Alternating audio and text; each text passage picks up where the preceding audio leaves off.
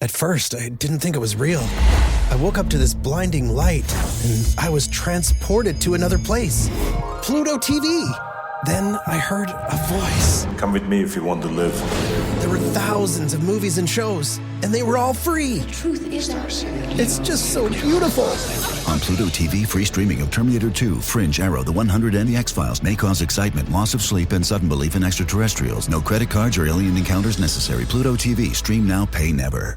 Choice Hotels get you more of what you value. Comfort Inn, it's calling your name. Save on the stay. Oh, and free waffles are yours to claim. Book direct at choicehotels.com. All right, welcome to today's podcast. I've got one of my oldest, dearest pals on the podcast today, known him for 20 years now, and I will tell you that the person I'm about to introduce you, actually, you already know him. If you've been around my community, he's been on my podcast. I've promoted him because he is it.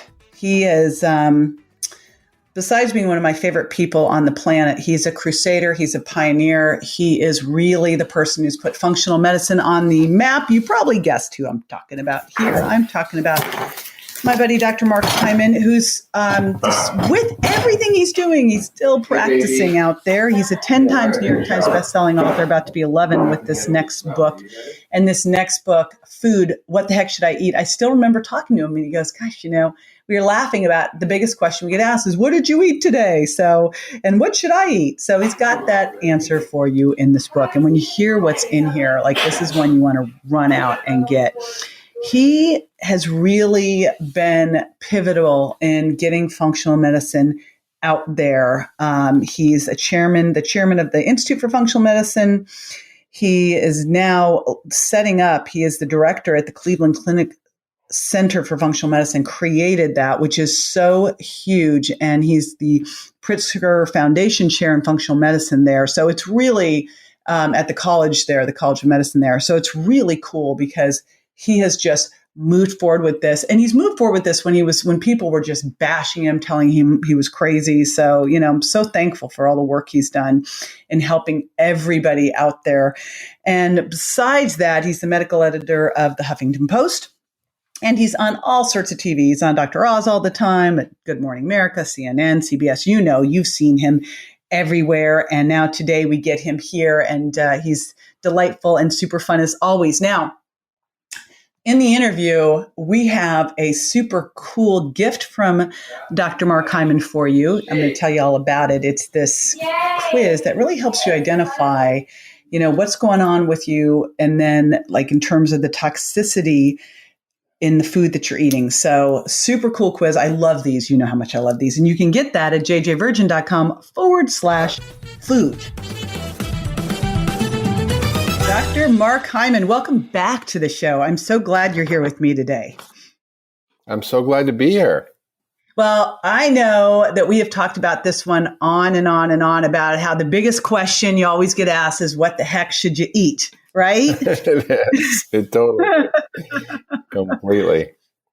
Gosh, why the heck is everyone so confused? What is going on? Well, I spent a lot of time thinking about that because, I spend my life like you do thinking about how food plays a role in chronic disease and why so many people are so confused. And I began to understand as I dug into the research and as I dug into the patterns that are driving our food system, that are driving this horrible food, that are helping people be so confused. I realized that it was a combination of, somewhat poor science early on that guided us in the wrong direction, like low fat. And it's the funding of research by the food industry, which, for example, if Coke funds a study on soda, it's going to find that it doesn't cause obesity, right? If dairy funds a study on milk, then they're going to find that it's a health food, right? So regardless of the truth, they manipulate the data, and then they hire scientists and they write the studies. And if the industry sponsors the study, it's 8 to 50 times more likely to be positive for industry. Second, they influence public health organizations like the American Heart Association, the American Academy of Nutrition and Dietetics, American Diabetes Association, and more by funding them. And infecting their policies. So if you look at, the American Heart Association, says that high sugary cereals are heart healthy. I know their little stamp of approval on them. I mean, it's like on Captain Crunch. I mean, come on. Yeah, it's frightening. and then they get into corporate responsibility, quote, social responsibility by funding things like the NAACP or the King Center, which then oppose the soda tax, right? So, and then they practice, corruption of the media as well by using advertising to little kids and by pushing the wrong foods and by confusing us. And it's really corrupt. And then, of course, the policies that we get are really driven by lobbyists who, make our food policy completely corrupt. So we fund all the commodity foods like processed oils and from soybeans, high fructose corn syrup and corn, flour, which is wheat. And then we then pay for that food to be delivered to consumers through food stamps. We give $7 billion for food stamps, for soda, which is kind of crazy. It's the number one item bought in food stamps. And then we make the policies for school lunches. You can't have a school lunch if you don't give a kid milk, and then usually it's sugary milk. And then on top of that, they pay for Medicare and Medicaid on the back end. So we're corrupting the whole system. And then the government, so the guidelines are confused. The media is confused. The scientists is confused. And so we end up with this mess where one day, eggs are bad, then they're good. One day butter's bad, then it's good. One day, you shouldn't eat cholesterol. Now you can. Oatmeal is healthy. Now it's not. Like, it makes people crazy. And so, my book, Food, What the Heck Should I Eat? I essentially took on that question and analyzed, one, why we're confused, two, how corrupt the food system is and how the food industry funds public health organizations, scientists, and policymakers driving policies that perpetuate the system. And then, I looked at what are the good studies and trying to understand the difference between like population studies, experimental studies, and, what we know and what we don't know. So that's essentially what the book's about. It takes each group of food, meat, poultry, dairy, vegetables, fruit, nuts, seeds, beans, grains, and just goes over, what do we know about each of them? And, what is the truth about what the science says? And what's the latest research? And it was really satisfying to go through it because, so many people are just totally in the dark about what the heck they should eat. Yeah. And those that aren't, like those that have a specific, it's like a diet religion, man. Yeah. Right? Yeah. Just don't get between the paleos and vegans because it's bloodshed out there. Yeah. Now I know I love this. I love this so much. You know how much I love this Pegan diet you came up with. I think it's just like, I know you thought you were just joking, but this is the most obvious thing that we should all be following. Yeah.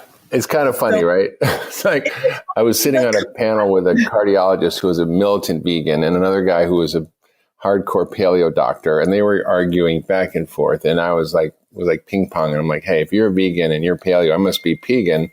And I was sort of joking about it. And then I realized actually there's a lot in common between the two. There's a few differences that are, big things like animal food or not.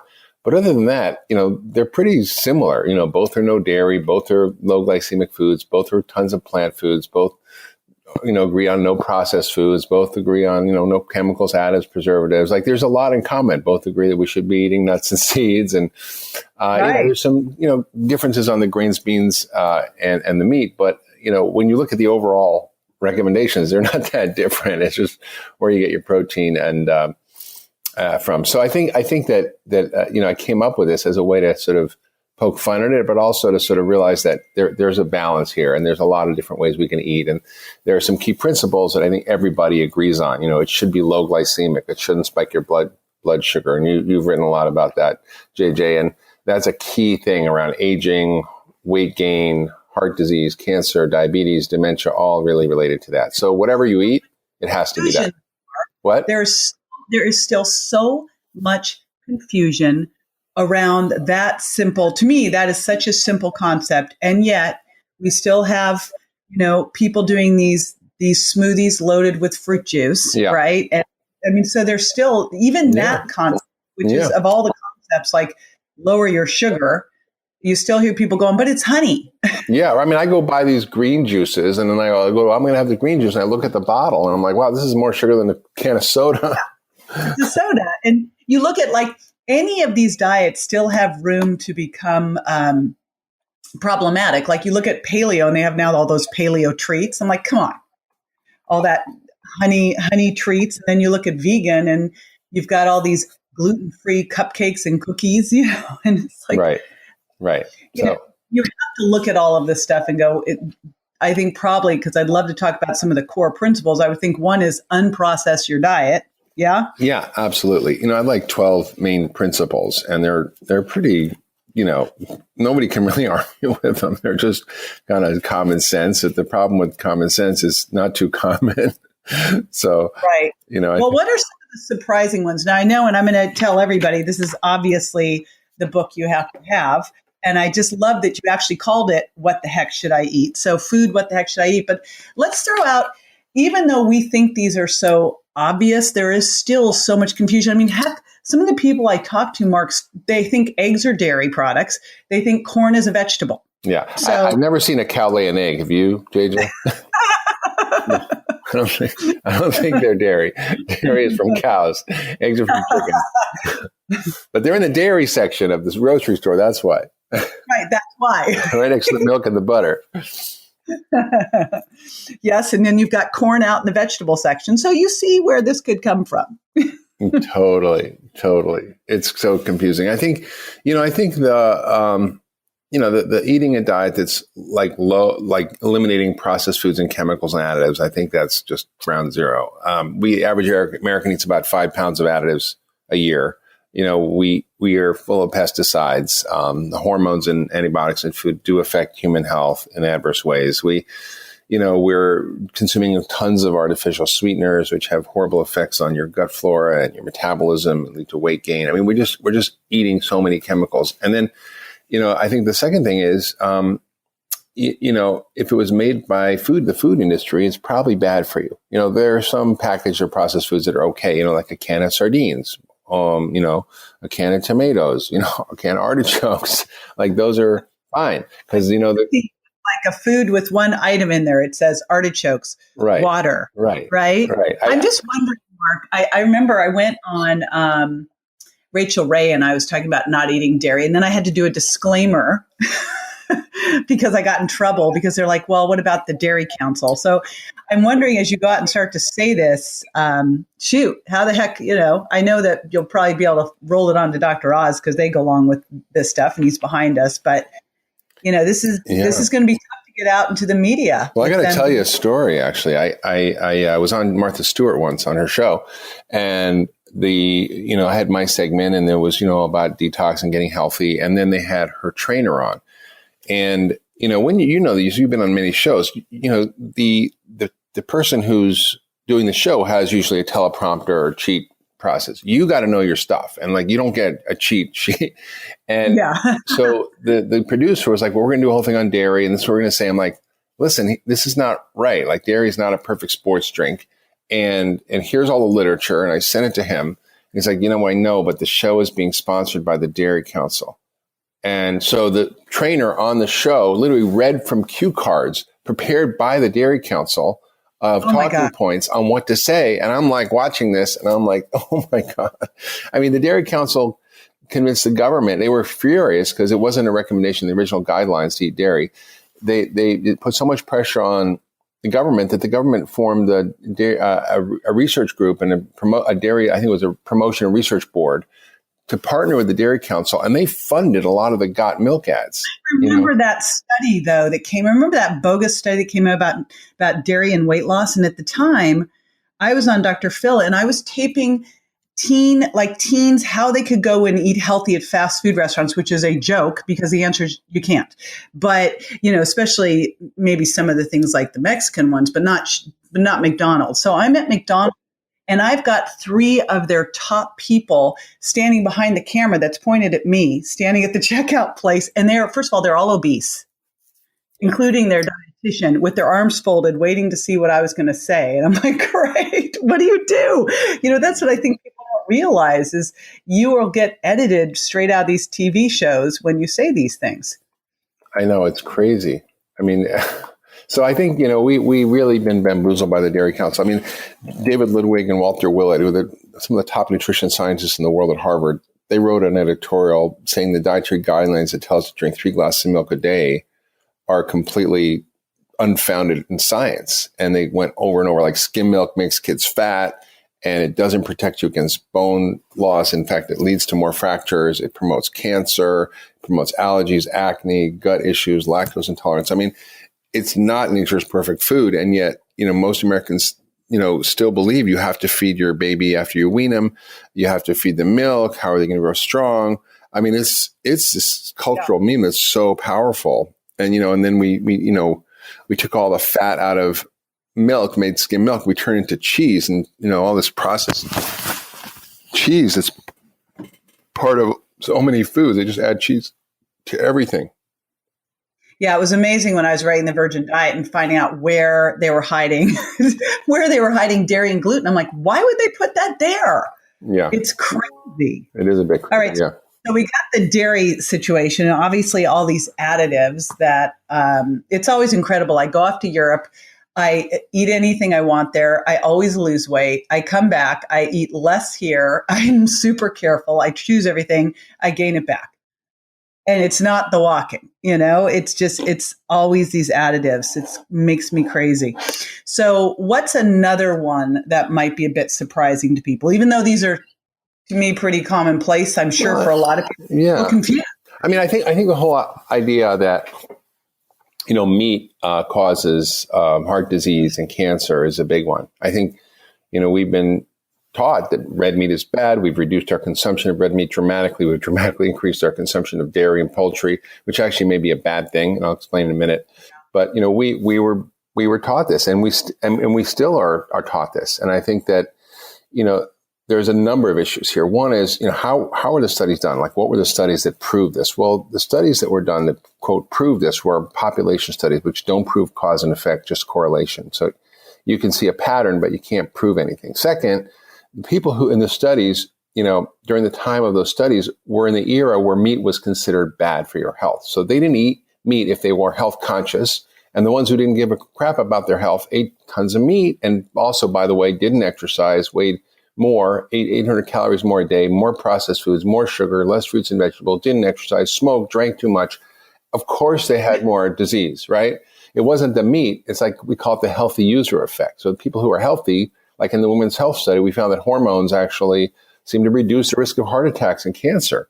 But it turns out that when they actually did the experiment, they found that, oh, no, it wasn't the hormones. It was the women who went to their doctor and cared about their health and took the hormones were just healthier overall because they had good habits. It wasn't the estrogen that was protecting them. In fact, it probably made them worse. But that's the kind of... What else, though, Mark, are they also looking at? Because this is the one that's always driven me crazy. You can't compare, factory corn-fed, hormone-injected beef to grass-fed, grass-finished beef.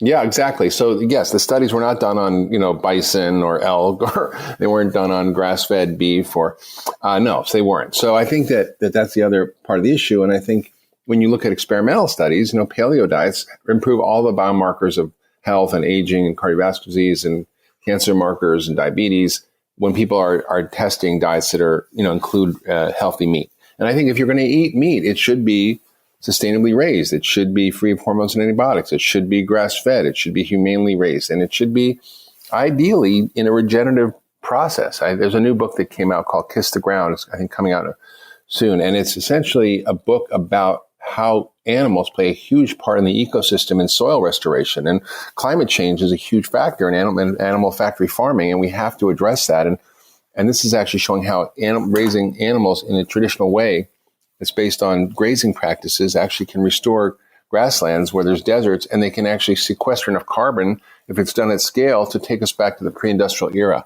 So this is like the environmental issues need to be addressed for sure. And the health issues, I think, can be mitigated by having grass-fed meat, which is more expensive for sure, but you can have less. And that's why I call it Pegan. It's not, a giant 16-ounce steak every night. It's smaller, healthier protein.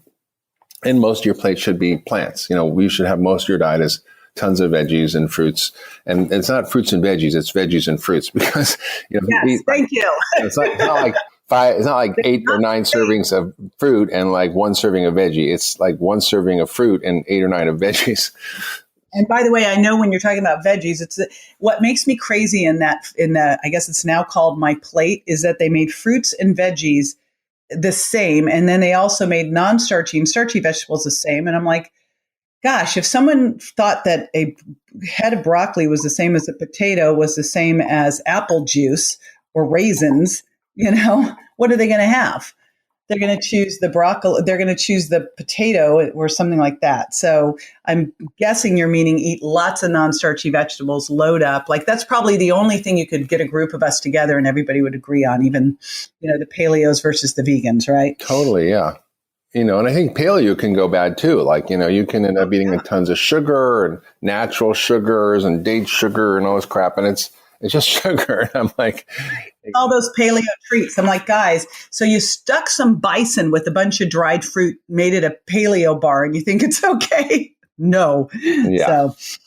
Yeah. So you clear up the confusion in this book, which I love. Not only do you show people how we went so far astray, but you also show people really the guidelines that they should follow so they can eat a healthy diet. Do you feel like there's like the one way, or how does this work with bio-individuality? Yeah. So, we're in the era of personalized medicine and nutrigenomics, and, there's a huge variation in diets that humans can eat, from the 80% carb diet of the Pima Indians in Arizona to the 70% diet of fat from the Inuit in northern regions of the world. And so I think we really have to understand that humans are greatly adaptable. But if you follow the foundational principles, all cultures had low glycemic diets. All cultures had good fats. All cultures had lots of fiber. All cultures had tons of plant foods. I mean, we used to eat 800 varieties of plant foods when we're hunter-gatherers. Now we have like 12. And, the top two are, French fries and tomato sauce on pizza, it's not really where we should be going. And so I think that, we know so much now. I mean, way more than we ever did. So we can use metabolic typing and testing to help determine what's best for people. We can have people test themselves. Some people need more carbs. Some people need less fats. Some people do great on ketogenic. Some people do terrible on ketogenic diets. So you have to sort of experiment with yourself, look at your lab tests, look at your genetics, your for example, your ethnic background. And it matters. I think this recently there was a study that came out that shows the soda consumption is going down in the United States, which is a great thing. But it's going up everywhere else. It's gone down by 25% in the US, but it's gone up by 25% in the rest of the world. And they're exporting these horrible foods and soda. And it's insidious. Like they're insidious. I mean, I just went and read this article in the New York Times that was about how soda companies in Colombia are really using same tactics as drug cartels to pressure opponents of soda. There was a group that started a soda tax initiative. The government was going to do it. They got funding from Bloomberg. This woman who was a doctor got harassed and threatened, and thugs came after her. They hacked in their computers. They in fact lobbied the government and got them to take off an ad they put on television that was about the soda tax in favor of it.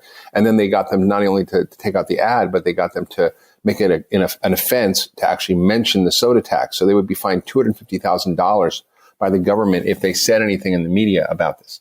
I mean, that's like a police state, and that's all driven by the food industry. I know you have, and I know this is the slang, the code name for it, the feel like crap quiz. I know it's not actually called that, but you have something, because I always love when you can connect the dots between what you're eating and how you feel. Right. So one of the things that you're giving everyone listening today is you're giving them your toxicity quiz. Tell everyone what they can find out by taking this quiz and how they should use this quiz. Yeah, well, most people don't connect the dots, like you said, between what they eat and how they feel. And we know this in functional medicine. We've seen it. You've seen it. We've known each other for 20 years. And this is just complete aha for most people. And also, most people don't understand that the symptoms that they think are normal for them, whether it's irritable bowel or migraines or bad skin or asthma or sinus issues or anything, pretty much joint pain, depression, are related to what you're eating, and that by quick changing your diet, you can quickly transform this. I gave a talk in Cleveland the other night, and this woman was like, listen, I did your 10-day detox, which is essentially getting off of all the crap and putting in the good food, and it's eliminating inflammatory foods. And she said, I was scheduled for bilateral knee replacements. I was feeling so sick. I had headaches. I couldn't sleep more than 3 hours a night. I was overweight. I had skin issues, congestion. My gut was a mess. I said, I did the 10-day detox. I lost a huge amount of weight. I canceled my knee replacements. And I'm like, whoa. I'm like, I'm impressed by that, Yeah. And, this is something that just doesn't happen. And there was no drug that could help her prevent her knee replacement. So that's why food is the most powerful medicine out there. And it works fast. It's like, 10 days, so I encourage people to do the toxicity quiz to get a score of like how bad they feel. And you rate your symptoms from 0 to 4 in terms of frequency and severity. And then you see your number. And if you're like over 50, 60, 70, that means you feel like crap. And if you're over 100, that's a more serious version. That's called FLS, which, is a more serious version. And so people, have profound experiences just changing their diet for 10 days. And I encourage you to do And I love that. So you do that before, because your 10-day detox is just fantastic, genius. And, we've known each other 20 years, and you are the person out there who it's like most people, you go, yeah, I love 90% of what you do, or 70% or not you. Like, we are totally in sync. Your stuff is, and I love that someone can do this, because I think the more we can learn to take responsibility for our health, to self-identify, to go, oh, when I eat that, I get a headache. Headaches are not normal. Having gas and bloating, not normal. And the fastest way to change what's at the end of your fork. And I just love that you are not only clearing up the confusion with this book, but also showing people how it got insane in the first place. Because that's the challenge, as we go, who do we believe? And then when you start to realize how this all happened, you're like, oh, okay. Because, the science can be manipulated. It's like biochemistry doesn't lie, but science can lie, because you can create, that's what I learned in grad school. It's like, I could create a study to say anything. It's called a pilot study. You figure it out and then do it. So, well, the truth is, doctors aren't even well trained. Because I remember I learned how to read studies, how to analyze them. And I had this naive vision that all studies, went through a peer review process, were independent, were basically, quote, scientific. And then I began to realize that, a lot of the research we have is industry funded, that they have an agenda, that the way the studies are designed and written up and the data is manipulated, even with statins, is getting out of control. Yeah. And it's it's expensive to do studies. Someone has to pay for them. And it should always be, you should always follow the money back. When that whole thing came out with the Dairy Council, I was on Dr. Phil at the time doing his weight loss challenges. He was out with the big milk mustache on, right? Yeah, he was like one of the key ads. So, of course it was supposed to become part of the challenge. And Mark, what I did was, he had a chapter in the book called Weight Loss Resistance. I'd say, everybody else can do milk, but not you. So I took all the challengers off of milk and gluten because I could. Yeah, I cheated. All right, I know we're up against the time, and I want to let everybody know how they can take that quiz, because this quiz should be in your toolbox. Same with the book. You want to get the book, Food, What the Heck Can I Eat? But you want to take this quiz. Go to jjvirgin.com/food. You're going to get all the show notes from today. You will get the link to the quiz so that you can use this to track yourself, because you want to look at this. Go on the 10-day detox, go off of it, take the quiz, and see what changed. Because, haven't you found over the years, people forget how crappy they felt? Yeah. Right? No, it's true. It's just unbelievable. And it's like so within reach for most people. And yeah, some people have more serious stuff. They'll need more intensive treatment, but 80% of people just have extraordinary results just changing their diet for 10 days. And I think and really the foundation anyway for everything. Walking into the doctor, you should have done this first. You should walk having cleared. Done this. It's absolutely true. And in food, what the heck should I eat? I go through an abbreviated version of the 10-day detox for people, and then kind of talk them how to transition out of that into a more variety of food and a wider diet, which is a Pegan diet. And in each chapter just goes through the science of each category of food and just goes through it in a way that's clear. And at the end of each chapter, I go, eat this, don't eat that. Like, if you're going to eat meat, these are the meats to eat. If you're going to eat meat, don't eat these. Or, if you're going to eat vegetables. These are the ones that are better. These are the ones that are worse, and so on and so forth for every grains, beans. And I go through every category so you can optimize your diet and use the latest science to figure it out. Thank God for writing this book. We've been waiting for it. I know this was a big, and I know that you sequestered yourself and worked your butt off on this book. So thank you so much. I know you did a ton of research on it. So super appreciate you doing it, because we all needed all of the health experts out at need as a resource to give all of our clients too. So they really get this. So thank you, thank you, thank you. And I want to remind everybody to go to jjvirgin.com/food, take that toxicity quiz, the Feel Like Crap quiz. So it really gives you that starting point so you can see the impact as you shift your diet and you start to eat better. So thank you, Mark. I super appreciate it. You're awesome. I appreciate you jumping on the interview. I appreciate all the work that you do. I appreciate you just being the massive pioneer and spokesperson out there and taking the bullets. Yeah, I got a few bullet wounds. Yeah. You heal fast, right? So, Awesome. All right. Thank you. Now, after the break, I'll be answering a listener's question, so stay with me. You already know starting your day off with the right breakfast sets the metabolic tone for your day.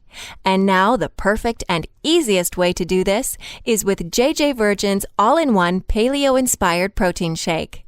This convenient, nutrient-rich protein-enhanced meal comes in 2 delicious flavors, vanilla and chocolate, and is a huge time saver, ensuring your body uses stored fat as fuel, creates steady, sustained energy, and cuts your hunger and sugar cravings.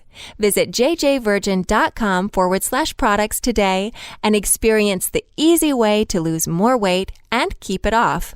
Visit jjvirgin.com/products and start your day with a healthy shake. Welcome back. This is the time, where I answer a listener's question. Today's question comes from a guy. Yes, we do have men that listen. Thank you. And this comes from Joe in Houston. And he says, JJ, I'm confused as to what I should be doing. High fat, low fat. How do I know how many carbs I should be eating? How much protein? How much fat? All right, Joe, I'm glad you asked this question. This is one that comes up a lot. And this is one where I do believe you need to go through your own personal discovery process. Now, it's interesting. If you do either gut microbiome testing, the biome test, which we will link to in the show notes, has information on this. And also the some of the different genetics tests like the Pathway Fit will give you an idea of where you need to fall. Like I know that I'm a low carb genotype. And then when I just did the biome, I found that I do better with higher fat, higher protein, and low carbs, that I have this unique disposition, which allows me to use protein easily for energy. And I kind of knew that intuitively.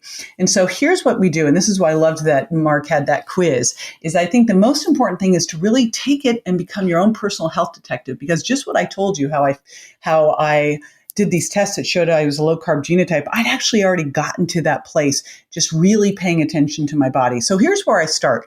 And if you read the Virgin Diet or the Sugar Impact Diet, both of those have in there my plate, not the USDA my plate. We bashed that during this interview, but my plate that has clean lean protein, healthy fats, loads of non-starchy vegetables, and then a little bit of slow low carbs, which would be starchy vegetables, legumes, gluten-free grains, and fruit.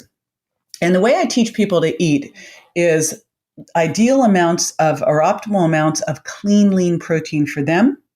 And for most women, that'll be about 4 to 6 ounces per meal. Most men more around the 6 to 8, even as high as 10 ounces per meal. And it's going to depend how much fat's in that. A fattier piece of fish or a fattier piece of grass-fed beef, you can actually eat more because you're eating less protein grams.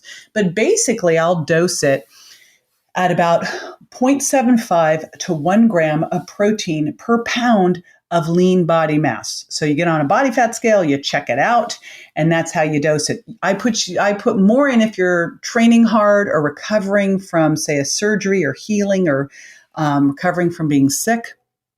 And otherwise, you can do it at the 0.75. I do better with higher protein. So I do 1 gram per pound of lean body mass for me.